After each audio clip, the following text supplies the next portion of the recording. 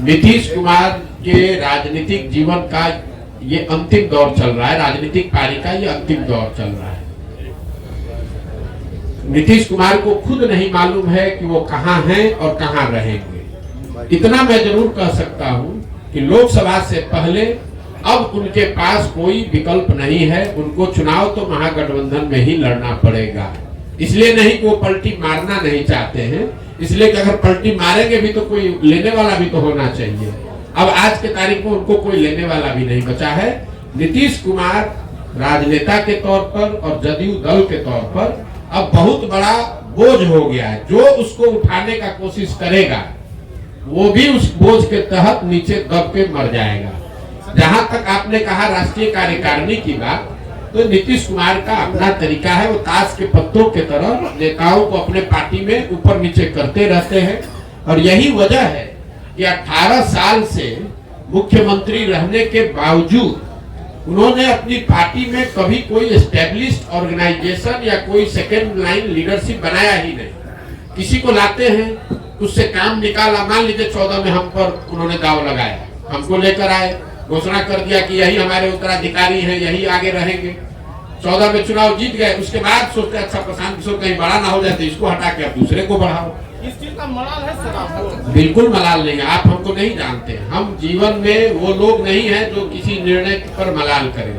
हमारे माता पिता और हमारे गुरुओं ने सिखाया है कि जीवन में जो आप काम करते हैं उसके अगर उसमें आपको कुछ गलती हो जाए तो उससे दो रास्ते आपके पास है। एक, आप अपने निर्णय और अनुभव के आधार पर सीख सकते हैं, सीख कर आगे जीवन में गलती न करें ये कर सकते हैं, या उसका मलाल कर सकते हैं। हम मलाल करने वाले लोग नहीं हैं।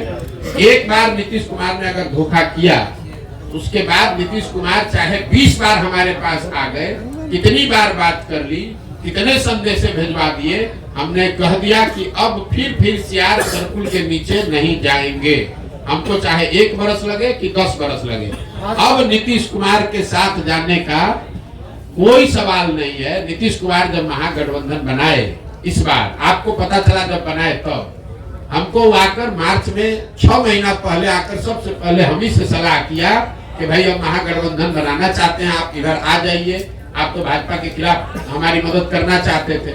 उस समय भी हमने कहा कि हम नहीं मिलेंगे, अब नहीं आ सकते हैं, आपको जो करना है वो कीजिए, हम अपनी नई व्यवस्था ही बनाना चाहते हैं। अरे प्रशांत किशोर जी, मेरा एक सवाल है जी कि आपने अभी अपने ही माना इस बात को कि बिहार में जातीय के आधार पे लोग वोट देते हैं। जाति भी एक आधार है। जाति भी आधार जी। है।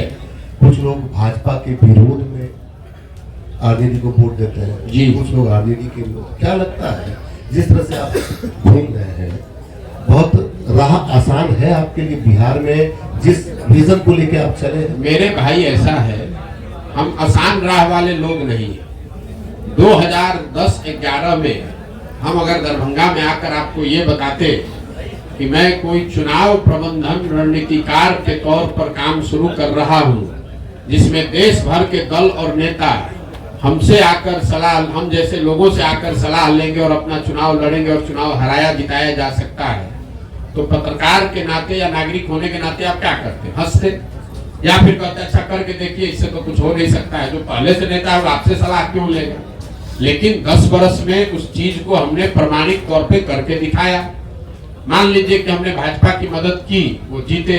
कुछ लोगों ने माना हाँ भाई इनमें दम है, कुछ लोगों ने कहा भाई इनका क्या था, तो मोदी जी का दम था। फिर जब 2015 में भाजपा को यहाँ हरा दिया तो कुछ और लोगों ने माना कि नहीं भाई कुछ तो ये लड़का जरूर जानता है। लेकिन कई लोगों ने कहा भाई इसमें इनका क्या हो, तो लालू नीतीश का करिश्मा था। फिर जाके पंजाब जीते तो लोगों ने कहा ना भाई कुछ तो जरूर जानता होगा, कभी पंजाब भी जीत गया। तेलंगाना जीते, आंध्रा जीते, तमिलनाडु जीते, महाराष्ट्र जीते, दिल्ली जीते, वेस्ट बंगाल जीते, तब ना लोग मान रहे हैं कि भैया इनको चुनाव लड़ाने आता है। एक दिन में तो आप माने नहीं है।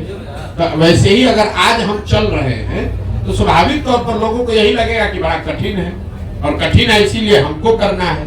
लेकिन अगर आप उसको 2 बरस, 3 बरस, 4 बरस, 5 बरस ईमानदारी से मेहनत से करेंगे तो निश्चित तौर पर इसको किया जा सकता है। हम उनमें से नहीं है जो आकर कहीं लड़ाई में घुस गया। अगर हम यहाँ लड़ने आए हैं तो आप ये मान कर चलिए कि जितनी भी राजनीतिक समझ रखने वाले यहाँ लोग हैं, थोड़ी बहुत समझ हमको भी है, आप ये मान कर चलिए कि इसके जीतने का पूरा खाका हम बनाकर आए हुए हैं। हम उनमें से नहीं है जो आगे आगे ऐसे घूमने लगे। इतना तो आप भी जान रहे हैं। हमको इतना हमको आप होशियार नहीं मानिए, लेकिन बेवकूफ तो बहुत कम लोग कहेगा कि प्रशांत किशोर बेवकूफ है। अगर बेवकूफ कहे भी तो कोई दिक्कत नहीं है। हमें इस बात की समझ है कि बिहार में ये कितनी बड़ी चुनौती है, लेकिन हमें इस बात की भी समझ है कि बड़ी चुनौती है, लेकिन फिर भी इसको किया जा सकता है, इसीलिए कर रहे हैं। अगर आपको कठिन काम करना है, इसीलिए तो इतना कठिन प्रयास कर रहे हैं। जितना आप कह रहे हैं कि कोई नहीं कर पाया, तो किसी ने पिछले 75 साल में बिहार में इस तरह का प्रयास भी नहीं किया है, किसी ने अपनी इतनी मेहनत भी नहीं की है। तो हमको मालूम है कि कठिन काम है, इसलिए ज्यादा मेहनत करना पड़ेगा।